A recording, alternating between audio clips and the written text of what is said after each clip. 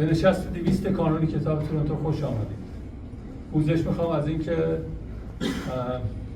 همین مشکل تکنیکی داشتیم. برنامه قبلی هم یک کمی اوور تایم رفتن، ولی ما فرصتمون هست همون 1 ساعتی که قول داده بودن اون 1 ساعت رو داریم. طبق معمول من چند نکته رو خدمت شما میگم و بعد دوستان ما شروع میکنن. برنامه امروز به زبان انگلیسی هست. علتش این هست که با کتابخانه دوستانی که نمایشگاه رو برگزار کردن با کتابخانه هماهنگ کردن که به زبان انگلیسی باشه که برای کامیونیتی ات لارج قابل استفاده باشه. بنابراین برنامه به زبان انگلیسی خواهد بود. عرض کنم که اولا از برگزار کنندگان نمایشگاه سپاسگزاری میکنم. I thank the organizers of the book fair for giving us this opportunity to be with you. As لیلا مسلمی and استر زابو, a PhD candidates at the University of Toronto Department of Eastern, Near Eastern and Middle Eastern civilization. Thank you both for accepting to be here and presenting your wonderful projects. Our next session would be on Zoom, 15th of June. And we'll be talking about the revolutionary engineers, the history of Arianer University. So I quickly do a brief intro and then ask presenters to start their presentation. So Líla Muslimee is a PhD candidate at the Department of Near and Middle Civilization at the University of Toronto. And the presentation today is she's exploring how caricature has served as a critical tool of resistance in the context of women's life freedom movement, focusing on works produced by Iranian artists in the diaspora and comparing them to those published in pre-revolutionary Iran. So Líla Muslimee will be presenting first, and then Esther will be the second. Esther Zabo is a PhD student in the Department of Near and Middle Eastern Civilization in the University of Toronto. Her research interests include modern Persian poetry, world literature, and women's and gender studies. Today she is presenting her proposed doctoral project supervised by Dr. Tawakkuli. And the title of the presentation is Freedom-Seeking Iranian Women Poets of the 1979 Iranian Revolution. Thank you very much, everyone, and Líla, please.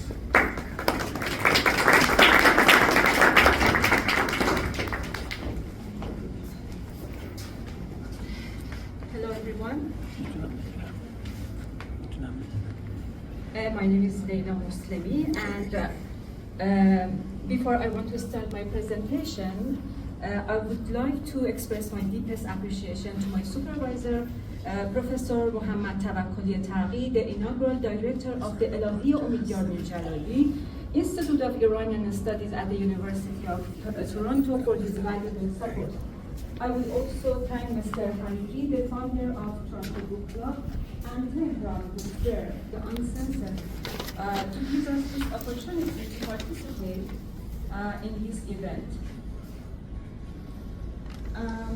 In this presentation, I will examine the depiction of female figures in caricatures by various artists in diaspora.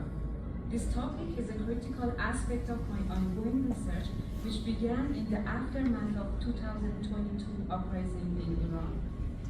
These images not only reflect significant moment in Iranian history, particularly concerning the role of women during the uprising, but also engage with the broader narrative of gender resistance and freedom. Furthermore, they establish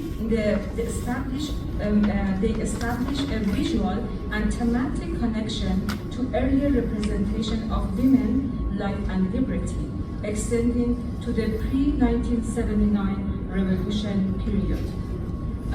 من یه مقدار فارسی اینجا صحبت میکنم برای کسایی که شاید متوجه نشن من چی دارم میگم. در واقع هسته اصلی این ریسرچ یا این کاری که دارم من میکنم این هستش که روی کاریکاتورهای دوره آزادی دارم اینها رو اومدم یه مقایسه کردم با یک سری از ایمیج ها یا تصاویر یا کاریکاتورهایی که در دوره قبل از انقلاب در روزنامه ها در واقع بوده. The girl and women of Iran poured into the street after the killing of Mahsa Amini by Islamic Republic. This became a reason for the artists, writer, and activists mobilizing and participating in the struggle for human rights and gender justice. These images contrast women's role in Iran to Iran's two constitutional history. So اینجا که می‌بینید من در واقع یک کامپریسون دادم بین مجله ناهید 1943 و یکی از کاریکاتورهای زن زندگی آزادی. در واقع دو تا انقلاب رو بررسی کردم. The Nahid newspaper image from 1943 on the left depicts an unveiled woman as a heroic figure, symbolizing women's contribution to the 1906 constitutional revolution, انقلاب مشروطه, under the slogan of liberty, equality and fraternity, آزادی، برابری و برادری, as the attempt to slay Ahriman, the embodiment of the evil. It is important to note that pre-1979 newspapers had their own political stance, shaping how they presented or ignored the role of women in society. As for understanding the first image, in contrast, Nasrin Sheikhi's 2022 artwork at the right side portrays the Islamic regime constitution as a blood-stained book crushing women, illustrating the legal oppression since 1979. While the first image celebrates women's fight for freedom, the second one exposes their systematic suppression, highlighting the shift from early aspiration for equality to reality of repression, especially after the 2022 Women's Life, Freedom, Liberty movement. So in continuation with that, the first two images, again this image from Nasrin Sheikhi, the artist, depicts the confrontation between Ali Khamenei, supreme leader of Islamic Republic, and Iranian woman. Khamenei symbolizes the religious establishment, the police officer represents the state enforcement power, and female figure embodies Iranian women's suffering under state oppression. Titled Resistant, the artwork captures a pivotal moment where Khamenei, with the support of the police, attempts to strike down the woman. However, her resistance created a deep crack in the ground, leading to the collapse of the religious seminary in the background. As you see in the background, the seminary actually being cracked because of that resistance. The fourth slide presents a digital illustration by Reza Jozani at the left side of the screen, depicting a powerful mythical scene where a woman endowed with the supernatural abilities confronts tyranny. She wields a spear inscribed with women like liberty, striking a tarantula marked with the emblem of the Islamic Republic. This imagery draws a striking parallel to Nahid 1943 caricatures, where a heroic female figure drives her spear into the head of Ahriman, symbolizing the fight against oppression.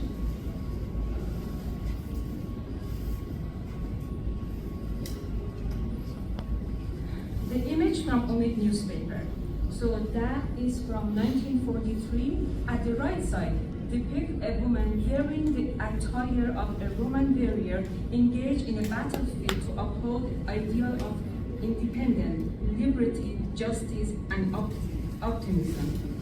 روی سپرش نوشته استقلال، آزادی، عدالت و امید. These are the slogans that actually were very prominent in 1943.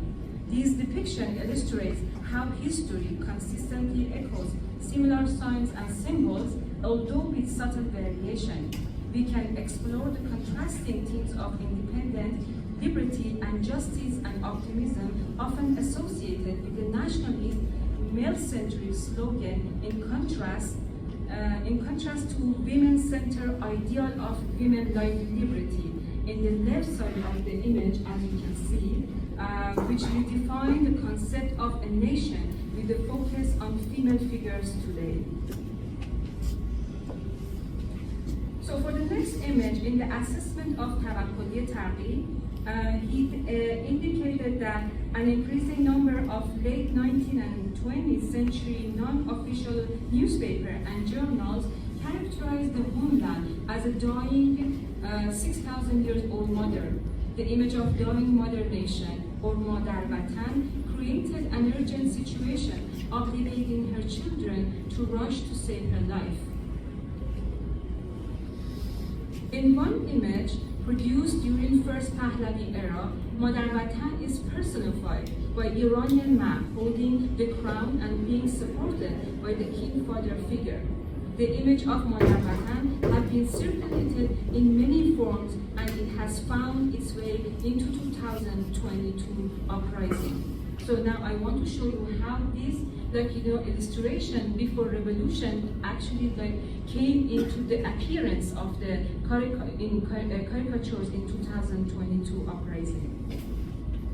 In comparison to Mother Nation, an image from Qajar period, who is under the red blanket at her dying bed with her children around her, the image at the left side shows Mahsa Amini, who symbolizes the Mother Nation with no children.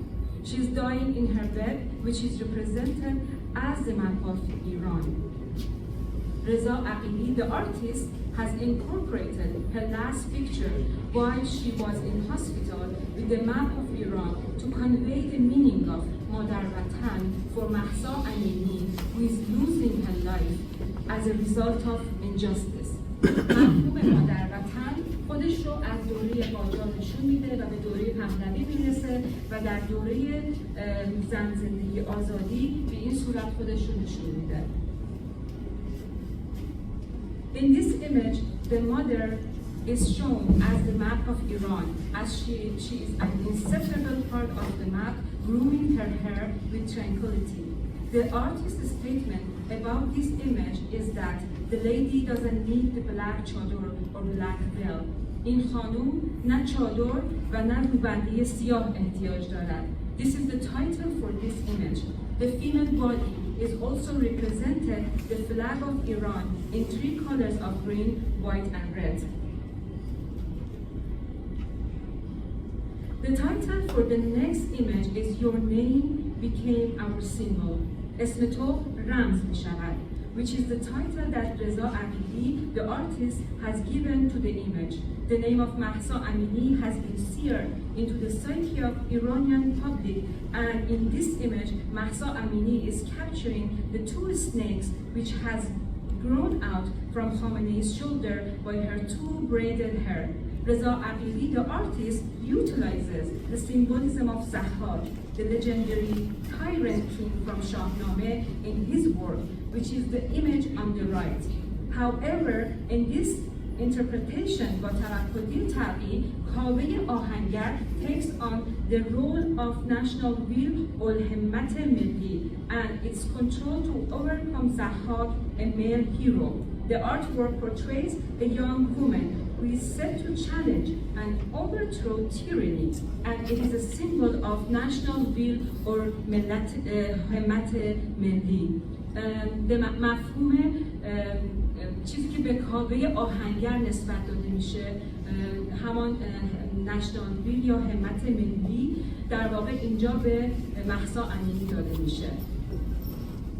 In fact, this image is a resonance to Feridun Moshiri poem.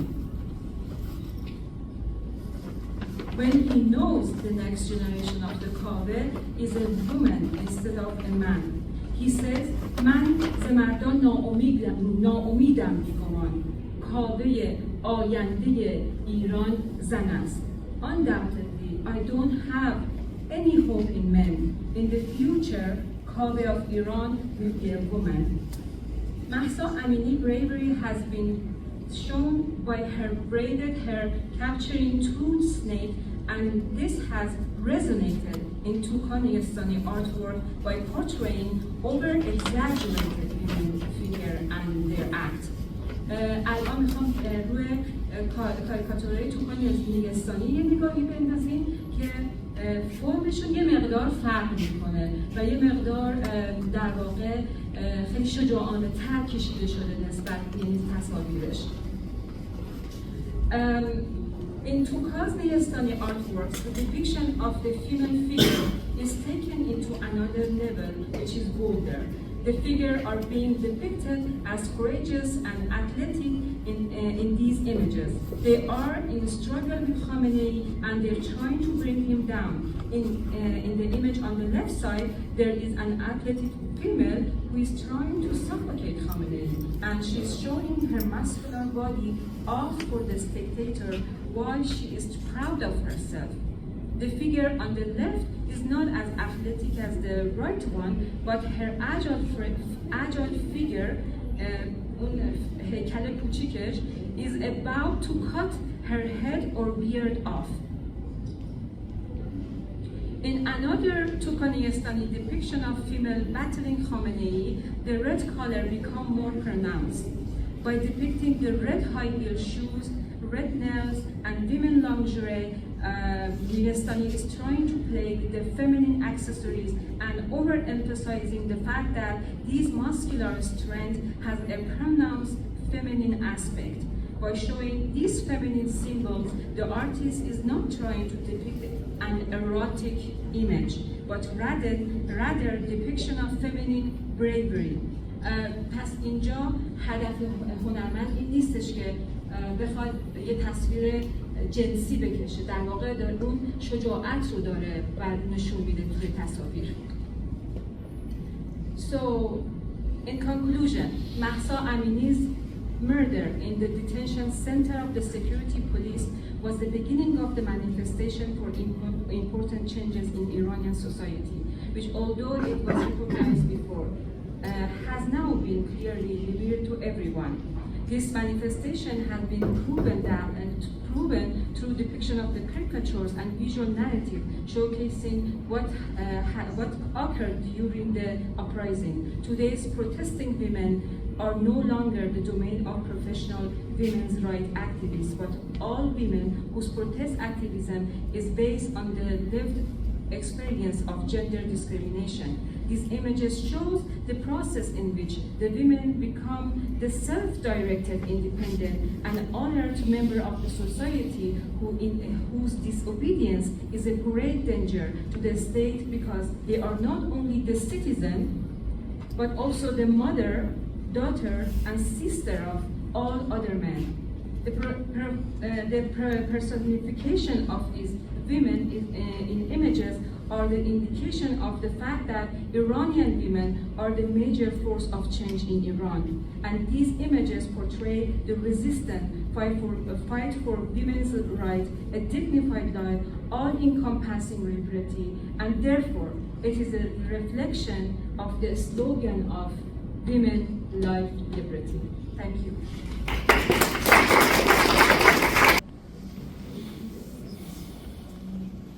Welcome everybody.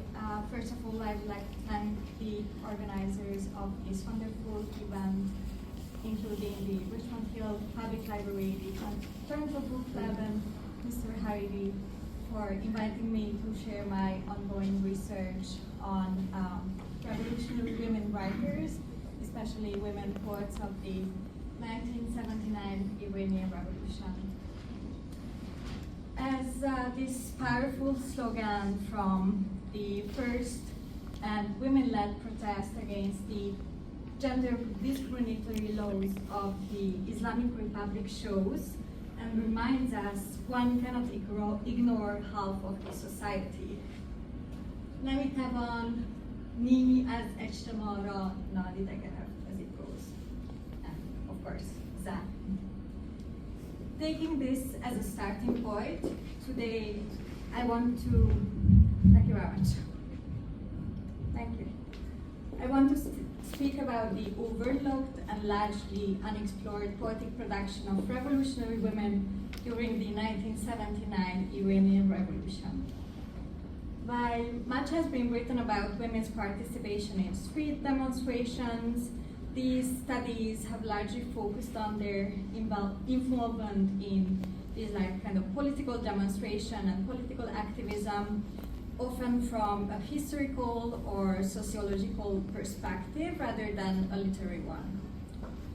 To borrow the words of one revolutionary poet, Batul Azizpour, who is living in exile in Paris now, my research looks at how poetry functioned as a traceless weapon, how it taught resistance to young urban guerrilla fighters of the time.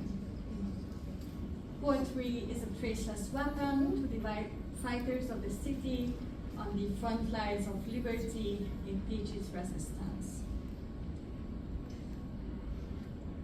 The history of women's revolutionary and protest poetry can be traced back to the early decades of the 20th century, beginning with the Constitutional Revolution, which was supported by many women poets as well.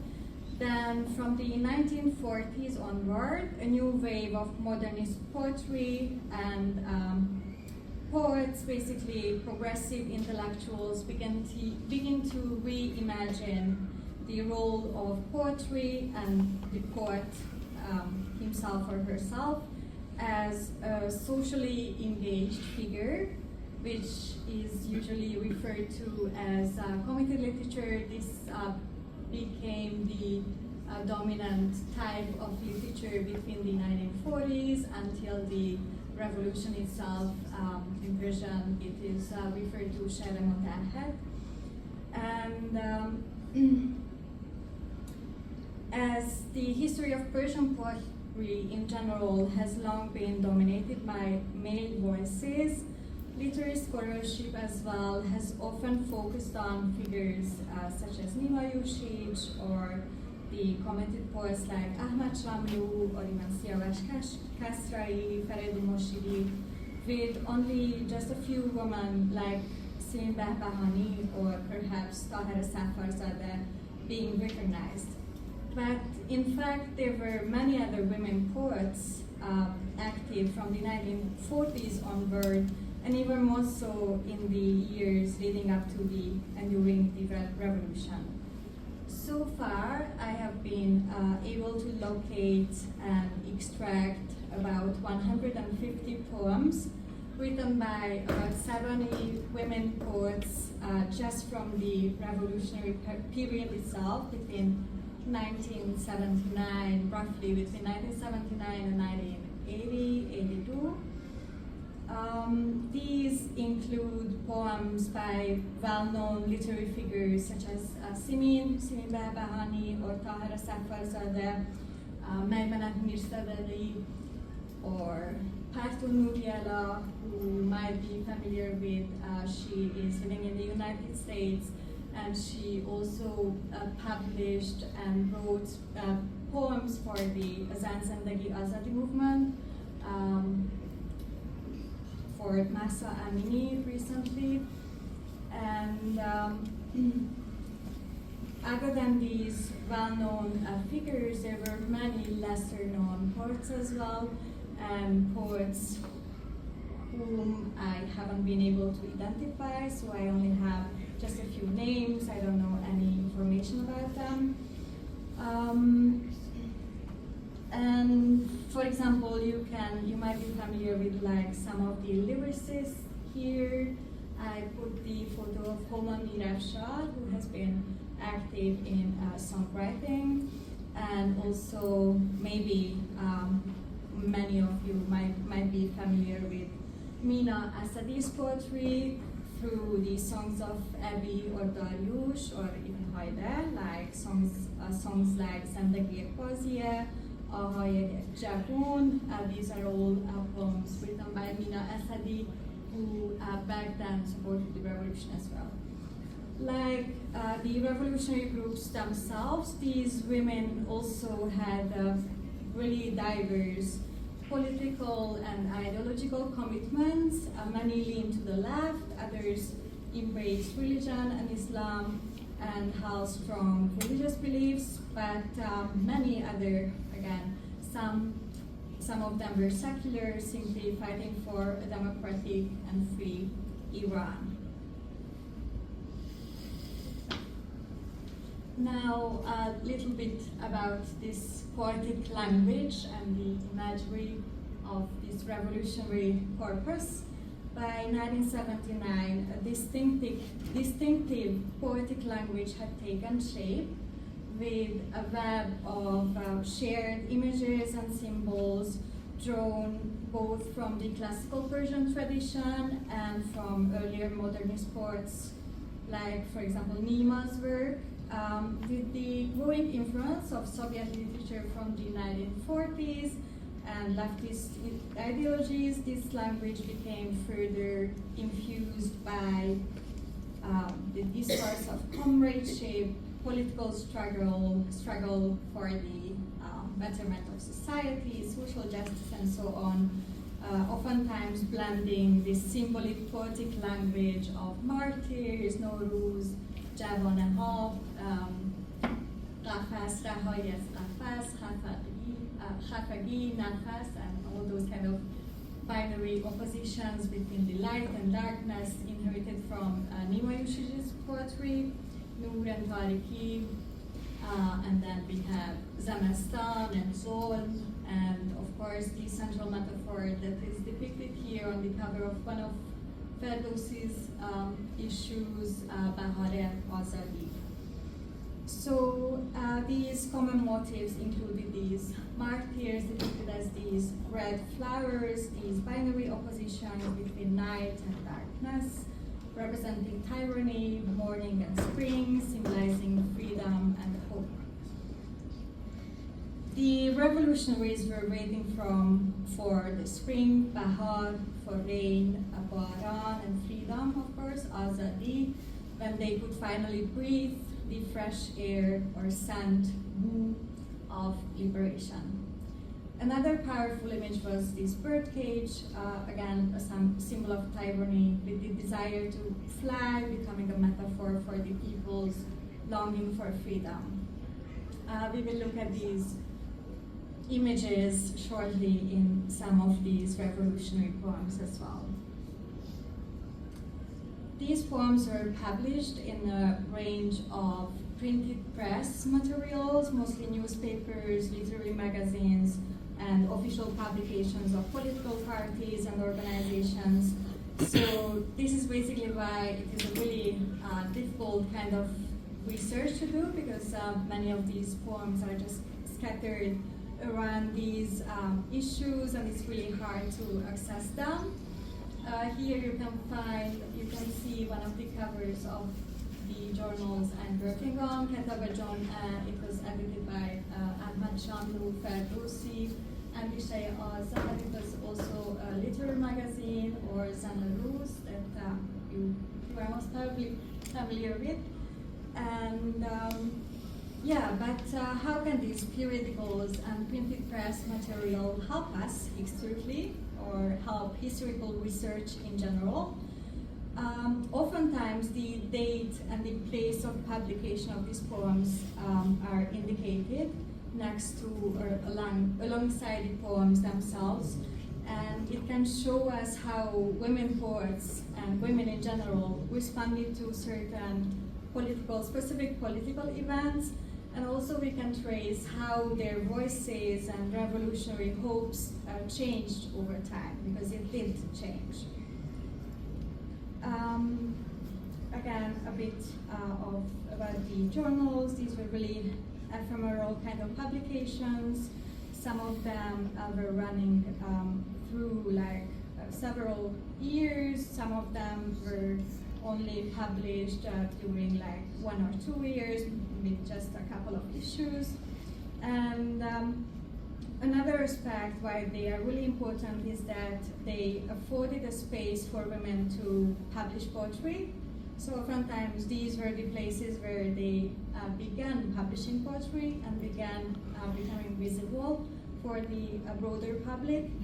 And they could join the revolution and the struggles for social justice from home. So they had these kind of public spaces at home through which they could engage with these different kind of political discourses and literary discourses from at the time. And many women were writing from Tehran, but we can find poets from Kermanshah, Shiraz. May I have your attention, please? The library will be closing in 30 minutes.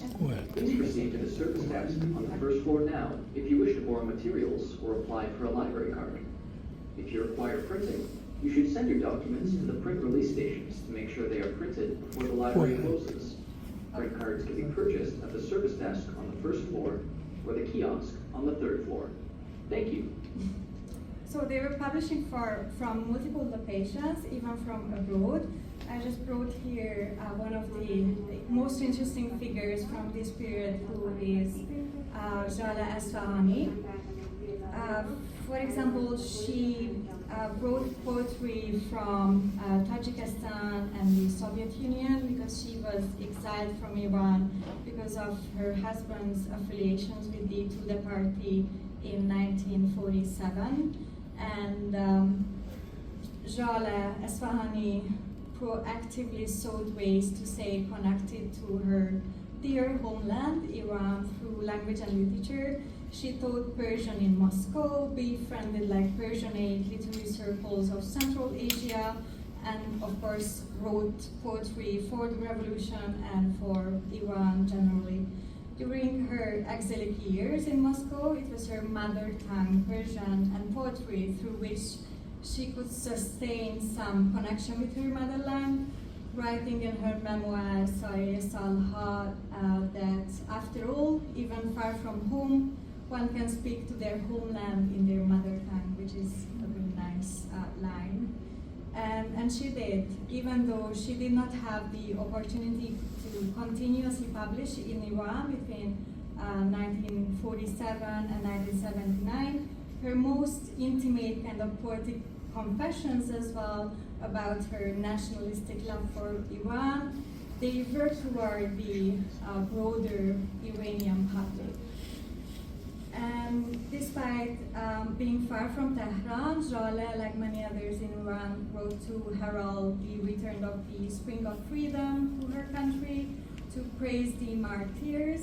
She could not join in their battle, and perhaps even more importantly, she directly addressed other revolutionary women, expressing her solidarity with them and encouraging them to persist in their struggle for social justice. Here you can see a poem and a manuscript by Jala.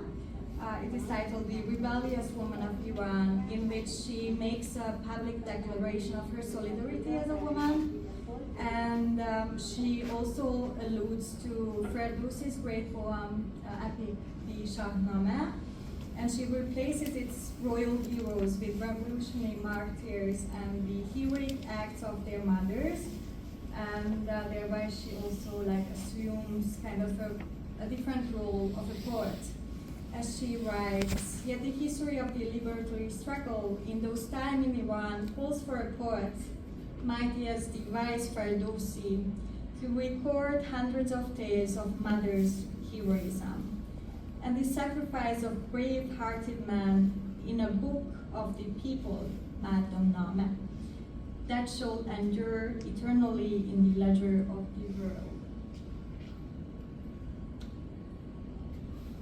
Women revolutionaries joined men in a certain sense, and adopted the formal, thematic, and oftentimes aesthetic conventions of committed poetry previously set by the leading literary elite like Ahmad Shamlu and other notable figures. But if we look closely at their poems, we can realize that it does showcase some kind of gendered consciousness, maybe, or some gendered language, which cannot be found anywhere else in this body of work.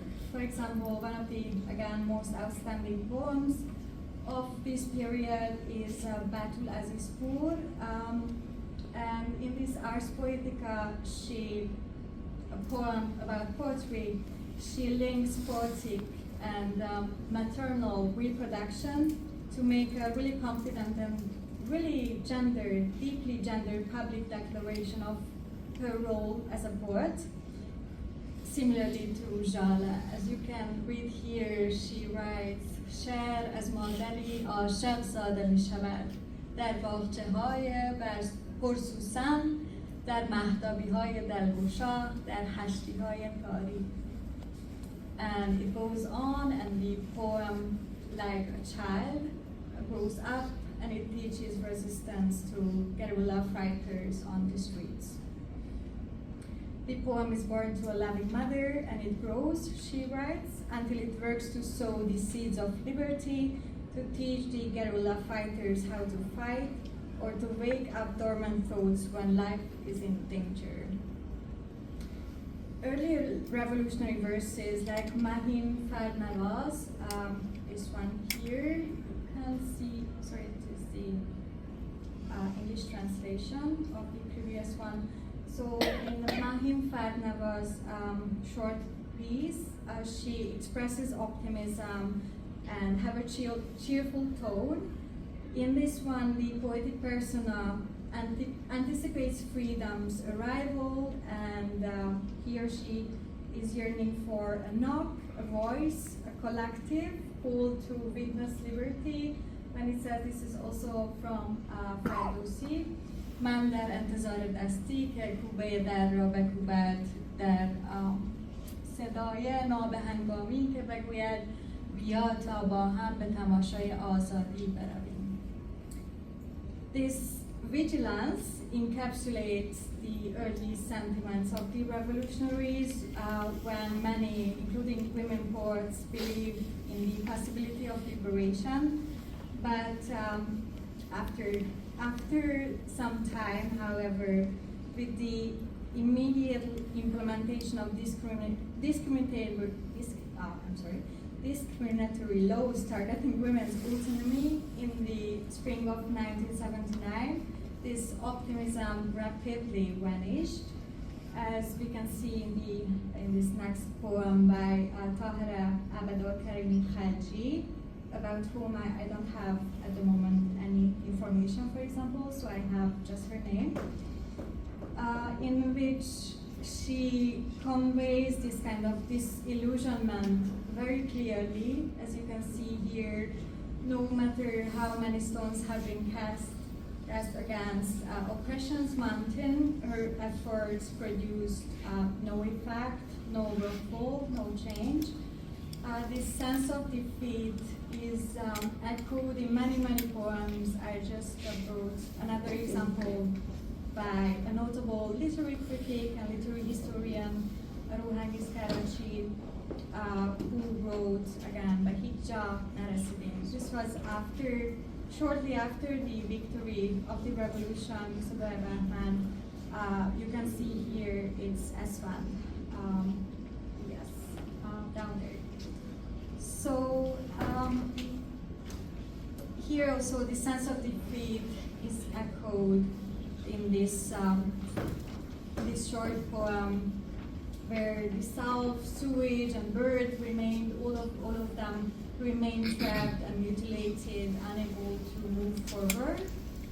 And collectively, these poems illustrate well this kind of shift, how this anticipation turned into kind of some sense of betrayal or hopelessness. And shortly after the victory of the revolution, to end with, again, Jala Asfahani's figure, she returned to her country from the Soviet Union for a very brief period of time prior to her second exile, when I guess, if I remember well, it was 1982 when she moved to London, and she remained there until her death in 2007. So she had envisioned a free Iran before the revolution, which did not realize, and she narrated these violent times shortly after the revolution in her autobiography. And for example, as you can read here as well, she shared what she felt when, for example, a middle-aged woman resembling a hungry tiger, as she writes up there, Babre Gorosna. So she shared what she felt when this hungry tiger suddenly and violently grabbed the sleeve of her coat to cover her exposed hair and insulting her in the worst possible ways, while they were strolling, I guess, with a family member, the streets of Tehran, and they were looking at the shop windows and enjoying their time in Tehran. So we can see here that the revolutionary unity, once shared by different religious, secular, and liberal democratic groups, had fragmented by this time, and the battle for power had begun, which prompted Jale again to exclaim. Again, she writes somewhere here, how strange, these are the same oppressed and noble women of the homeland, whose rights I have defended for years in front of both compatriots and foreigners, and whose freedom struggles I have praised. And so, like many of these revolutionary women I mentioned today, like Abdulaziz Pur, Mina Asadi, Partu Nuriala, and Jale Asrani herself, they left their country, Iran, as Jale did for the second time. And just to end with, again, another poem, I included here one of Jale's last poem that she wrote in Iran as a farewell in hope of springs to come. تا بهار دیگر که می‌داند که چه پیش آید و چه خواهد بود.